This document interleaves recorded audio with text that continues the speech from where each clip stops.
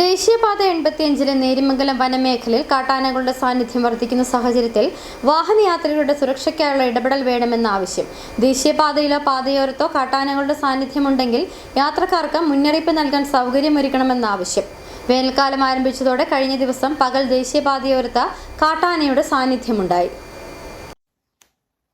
ദേശീയപാത കടന്നുപോകുന്ന നേരിമംഗലം വനമേഖലയിൽ കാട്ടാനകളുടെ സാന്നിധ്യം വർദ്ധിക്കുകയാണ്.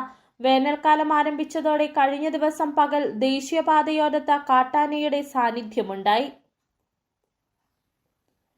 മുൻവർഷങ്ങളിലും വേനൽക്കാലത്ത് നേരിമംഗലം വനമേഖലയിൽ ദേശീയപാതയിൽ കാട്ടാനകളുടെ സാന്നിധ്യം വർദ്ധിച്ചിരുന്നു. പകൽ സമയത്തും രാത്രികാലത്തും ഒരേപോലെ കാട്ടാനകളെ ഭയന്ന ആളുകൾ യാത്ര ചെയ്യേണ്ടുന്ന സാഹചര്യം ഉണ്ടാവുകയും യാത്രക്കാർക്ക് നേരെ കാട്ടാന ആക്രമണമുണ്ടാവുകയും ചെയ്തിരുന്നു. പകൽ പാതയോരങ്ങളിൽ കാട്ടാനകളെ കണ്ടാൽ ആളുകൾ വാഹനം നിർത്തി ആനകളെ കാണുകയും ചിത്രങ്ങൾ പകർത്തുകയുമൊക്കെ ചെയ്യുന്ന സ്ഥിതിയുണ്ട്.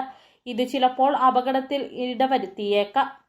ഈ സാഹചര്യത്തിലാണ് ദേശീയപാതയിലോ പാതയോരത്തോ കാട്ടാനകളുടെ സാന്നിധ്യമുണ്ടെങ്കിൽ യാത്രക്കാർക്ക് കൃത്യമായ മുന്നറിയിപ്പ് നൽകാൻ സൗകര്യമൊരുക്കണമെന്ന ആവശ്യം ഉയർന്നിട്ടുള്ളത്. പകൽ സമയത്ത് എന്ന പോലെ രാത്രികാലത്തും ദേശീയപാതയിലൂടെ വാഹനയാത്രികർ ധാരാളമായുണ്ട്. വിനോദസഞ്ചാരികളും ധാരാളമായി എത്തുന്നു. ഈ സാഹചര്യത്തിൽ കൂടിയാണ് കാട്ടാനകളുടെ സാന്നിധ്യം യാത്രക്കാരെ കൃത്യമായി അറിയിക്കാനുള്ള സംവിധാനമെന്ന ആവശ്യമുയർന്നിട്ടുള്ളത്. City vision, Adimali.